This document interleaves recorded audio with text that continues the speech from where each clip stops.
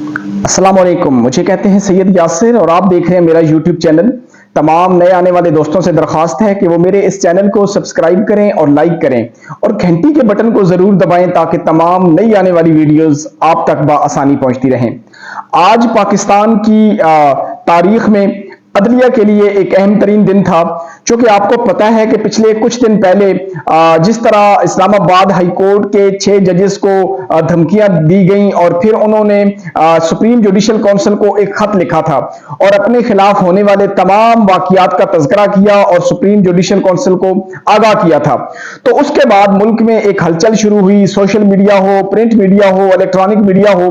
ऐसे लगता था कि जैसे पाकिस्तान में एक तूफान आ गया है। हर तरफ 6 जजेस के खत की बात हो रही थी। उसके बाद जस्टिस काजी फायज ईसा साहब ने जो है वो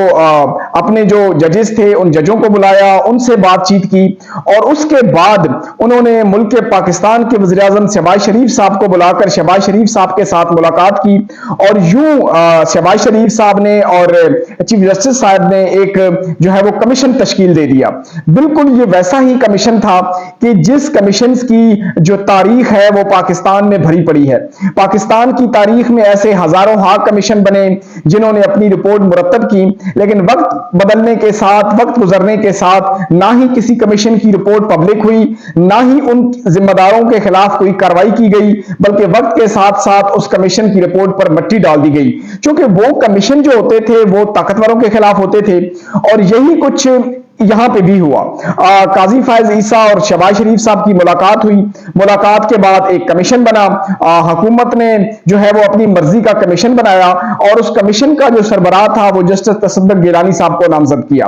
कुछ टाइम के बाद जस्टिस तसद्दुक़ गिलानी साहब ने उस कमीशन से अलहदगी इख्तियार कर ली और यूं ये वाकया जो था ये और संगीनी इख्तियार कर गया और मीडिया हो, सोशल मीडिया हो, प्रिंट मीडिया हो, उस पर एक बार फिर जो है वो तूफान बर्पा हो गया और इस मर्तबा तनकीद का जो महवर थे वो काजी फायज ईसा साहब थे। भरपूर तनकीद की गई काजी फायज ईसा साहब पे और यूं काजी फायज ईसा साहब ने तनकीद से बचने के लिए जो है वो एक बेंच तश्कील दे दिया और उस बेंच की जो समाअत थी उन्होंने बुध रखी, यानी आज के दिन उस बेंच की आज पहली समाअत थी। इस बेंच में 7 जजेस जो है वो शामिल थे और आज इस केस की जो है वो पहली समाअत हुई और उस पहली समाअत में क्या कुछ हुआ, क्या बातें हुई, वो सारी चीजें मैं आपके सामने रखना चाहता हूं। 7 रुकनी बेंच ने जनाब आज इस केस की इस्लामाबाद सुप्रीम कोर्ट में पहली समाअत की और ये जो समाअत थी इसका ताल्लुक डायरेक्ट वो जो 6 जजेस थे उनको जिस तरह धमकियां दी गई, उनको जिस तरह टार्चर किया गया, जो कुछ भी उनके साथ हुआ उसके मुताल्लिक थी। तो सुप्रीम कोर्ट ने जब पहली समाअत की तो समाअत शुरू होते ही चीफ जस्टिस साहिब ने और अटॉर्नी जनरल साहब के दरमियान तकरीबन 1 घंटा गुफ्तगू हुई और उस गुफ्तगू से ही हमें ये अंदाजा हो गया था कि ये जो भी होने जा रहा है ये मिट्टी पाओ प्रोग्राम की तरफ हो रहा है। और काजी फायज ईसा साहब ने अपने मुताल्लिक बड़े बड़े दलाइल दिए जिनको सुनकर वहां पर बैठे हुए जजेस, वहां पर कुछ मीडिया के लोग जो है वो खासे उस चीज से लुत्फअंदोज होते रहे और चीफ जस्टिस साहब ने अपने बारे में कहा कि जनाब मैं जब से चीफ जस्टिस बना हूं तो आज तक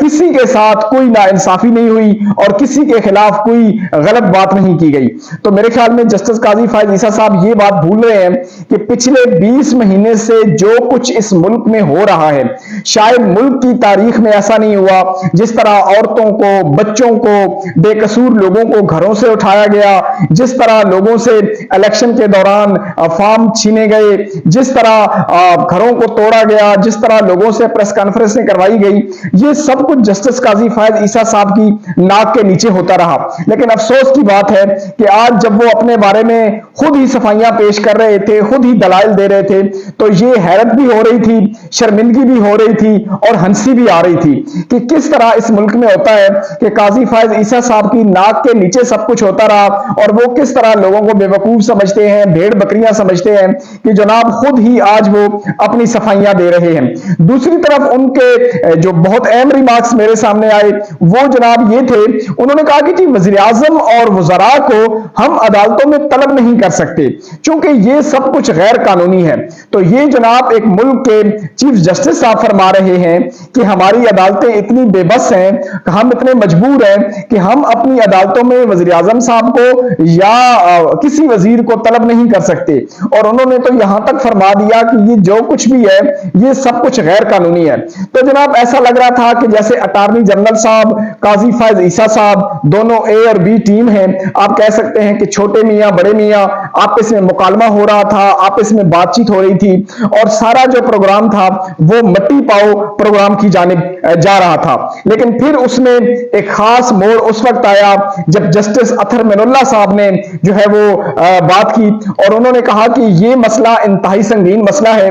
یہ ججوں کا مسئلہ ہے، یہ اس ملک کی بقا کا مسئلہ ہے، اور یہ عدلیہ کا مسئلہ ہے، اور ہم شتر مرغ کی طرح آنکھیں بند کر کے اپنا سر ریت میں نہیں دبا سکتے۔ اٹارنی جنرل صاحب یہ بہت سیریس مسئلہ ہے، اور اس مسئلے کو سیریس لیں اور اس مسئلے پر پراپر تیاری کر کے آئیں، اور یہ نہیں ہو سکتا کہ اس ملک میں جو ہے وہ طاقتور لوگ اپنی مرضی مسلط کرتے رہیں، ججوں سے اپنی مرضی کے فیصلے دلواتے رہیں، اور عوام کا اعتماد عدلیہ سے اٹھتا رہے۔ جو کچھ ہوتا رہا ہم اب یہ مزید برداشت نہیں کریں گے۔ انہوں نے اٹارنی جنرل سے سوال کیا کہ آپ تو کہہ رہے ہیں کہ حکومت نے آج تک سپریم کورٹ اور عدلیہ کے فیصلوں کو منوان مانا، ان کی تائید کی، تو کیا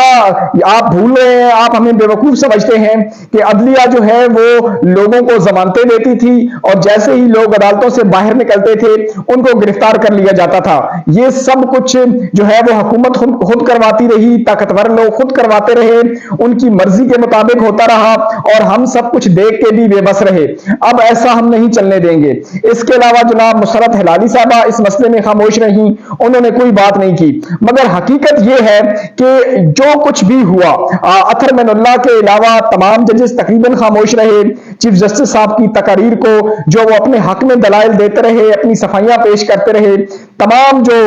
جج صاحبان تھے وہ جو ہے وہ خاموشی سے سنتے رہے، مگر جسٹس اطہر من اللہ صاحب اس مسئلے میں بار بار ٹوکتے، اور جب بھی کوئی عدلیہ کے خلاف بات ہوتی، جب بھی کوئی چیف جسٹس صاحب ہٹ کے بات کرتے تو وہ اس مسئلے میں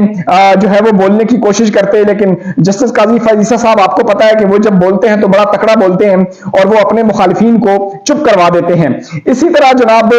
حامد خان صاحب نے جو ہے جب بات کرنے کی کوشش کی تو انہوں نے حامد خان صاحب کو ڈانٹ دیا، اور حامد خان صاحب کے ساتھ جسٹس قاضی فائز عیسیٰ صاحب نے بدتمیزی کی، اور انہوں نے کہا کہ جی میں صرف سپریم کورٹ بار اور پاکستان بار کونسل کو مانتا ہوں، اس کے علاوہ میں کسی جو ہے نا وہ جج کی بات کو تسلیم نہیں کرتا۔ اور ظاہر سی بات ہے جسٹس قاضی فائز عیسیٰ صاحب سپریم کورٹ بار اور پاکستان بار کونسل کو اسی لیے مانتے ہیں چونکہ وہ جو ہے وہ ان کی بی ٹیم ہے، وہ مکمل طور پہ جسٹس قاضی فائز عیسیٰ صاحب کے ساتھ کھڑی ہیں، یہ حکومتی بنا پہ ہیں، اور ان میں حکومتی کافی اثر و رسوخ ہے، یعنی حکومت کے جو لوگ ہیں وہی اس سپریم کورٹ بار اور سپریم بار کونسل کے جو ہیں وہ حصہ ہیں۔ تو ظاہر سی بات ہے جسٹس قاضی فائز عیسیٰ صاحب بھی جو ہے وہ آخر وہ بھی ایک حصہ ہے سسٹم کا، اور انہوں نے بھی سپریم کورٹ بار اور سپریم بار کونسل کو ہی ماننا ہے۔ تو یوں جناب یہ سارا پروسیس ہوا، اور اس کے بعد اب یہ دیکھ لیں اس معاملے کی سیریسنس کو دیکھ لیں کہ یہ جو معاملہ تھا یہ اپریل کی اینڈ تک، مطلب جو اپریل کا مہینہ ہے اس کی اینڈ تک جو ہے اس کو معطل کر دیا گیا، اور دوبارہ اس کی جو نیکسٹ ڈیٹ ہوگی وہ اپریل کے آخری دنوں میں ہوگی۔ تو ایک جگہ جسٹس قاضی فائز عیسیٰ صاحب نے یہ بھی کہا کہ جناب ہم اس مسئلے میں 7 رکنی بینچ نہیں بلکہ فل کورٹ بینچ بنانا چاہتے تھے، لیکن باقی جو ججز تھے وہ مختلف شہروں میں تھے، ہمیں یہاں پر سپریم کورٹ میں اویلیبل نہیں تھے، تو اس لیے ہم نے فل کورٹ نہیں بلایا۔ ہو سکتا ہے کہ جب دوبارہ اس کیس کی سماعت ہو یعنی اپریل کی اینڈ پہ تو ہم اس کو فل کورٹ جو ہے وہ سنیں۔ تو ایکسپیکٹڈ یہی کیا جا رہا ہے کہ آنے والے جو دنوں میں سماعت ہونی ہے اپریل کے آخری ہفتے میں، تو مطلب ایکسپیکٹیشن یہی ہے کہ اس کیس کو فل کورٹ سنے گا۔ لیکن جسٹس قاضی فائز عیسیٰ صاحب نے آج جو ہے وہ سوشل میڈیا کو بھی نہیں چھوڑا، اور انہوں نے سوشل میڈیا کو کہا کہ جی سوشل میڈیا ایک وبا ہے، اور سوشل میڈیا پہ اس وقت ساری جو ہے وہ 2 نمبر باتیں ہو رہی ہیں، افواہیں پھیلائی جاتی ہیں، غلط باتیں کی جاتی ہیں۔ لیکن قاضی فائز عیسیٰ صاحب کو میرے خیال میں یہ حق نہیں ہے کہ وہ سوشل میڈیا پہ تنقید کریں۔ سوشل میڈیا ایک پلیٹ فارم ہے، یہاں پر ہر کسی کو بات کرنے کا حق حاصل ہوتا ہے، آپ تنقید بھی کرتے ہیں، کسی کے موقف کی تائید بھی کرتے ہیں، لیکن اس کا مطلب یہ نہیں ہے کہ آپ سوشل میڈیا کو بیماری کہیں یا مختلف القابات سے نوازیں۔ بہرحال اب جب میں یہ ویڈیو بنا رہا ہوں تو ایک نئی ڈیولپمنٹ بھی سامنے آ رہی ہے کہ لاہور ہائی کورٹ کورٹ کے 3 ججز کو بھی ایک جو ہے وہ دھمکی آمیز خط بھیجا گیا ہے۔ تو پاکستان میں اس وقت جو ہے ایک ہلچل ہے عدلیہ کے حوالے سے، آئے دن عدلیہ کے حوالے سے کچھ نہ کچھ نئی خبریں جو ہے وہ سامنے آ رہی ہیں، اور میں انتہائی باسوق ذرائع سے یہ خبر آپ کو دے رہا ہوں کہ پشاور ہائی کورٹ کے ججز، سندھ ہائی کورٹ کے کچھ ججز جو ہیں وہ بھی اس انتظار میں ہیں کہ اب دیکھنا یہ ہے کہ یہ جو 6 ججوں کا خط سپریم کورٹ میں ہے اور اس پہ جو ہے وہ ایک نقطہ آغاز ہو چکا ہے، تو یہ کیس کس طرف جاتا ہے۔ اگر اس کیس میں انصاف ہوتا ہوا نظر آیا تو میں آپ کو یقین سے کہتا ہوں کہ آنے والے دنوں میں کچھ اور ججز بھی ہیں جو اپنے اپنے تحفظات کا اظہار کریں گے۔ جس طرح ان کو ڈرایا گیا ماضی میں، جس طرح ان کو دھمکایا گیا، اور جس طرح طاقتور لوگ، جس طرح حکومتی لوگ ججوں کے کام میں مداخلت کرتے ہیں، اس کو بلیک میل کرتے ہیں، تو آنے والے دنوں میں کچھ مزید ججز جو ہیں وہ بھی میڈیا پہ آنے والے ہیں، وہ بھی اپنے تحفظات سے آگاہ کرنے والے ہیں۔ تو پاکستان میں اس وقت ایک ہلچل ہے، اور یوں لگتا ہے کہ جیسے پاکستان میں جو ہے پاکستان کو کسی کی نظر لگ گئی ہے۔ اگر آپ پاکستان کے اندرونی معاملات دیکھیں، مہنگائی دیکھیں، بارڈر کی صورتحال دیکھیں، امن و امان کی صورتحال دیکھیں، لا انفورسمنٹ دیکھیں، تو ہر طرف بے چینی ہے، بے سکونی ہے۔ اپوزیشن جو ہے وہ احتجاج کرنے کے لیے تیار ہے۔ مولانا فضل الرحمان صاحب ہو گئے، تحریک انصاف،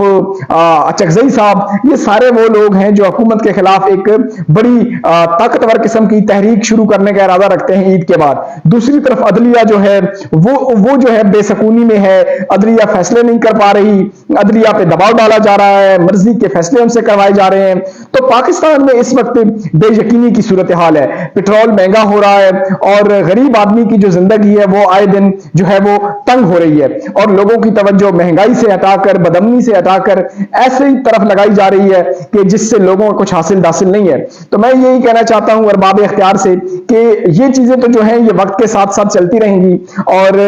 آنے والے دنوں میں یقیناً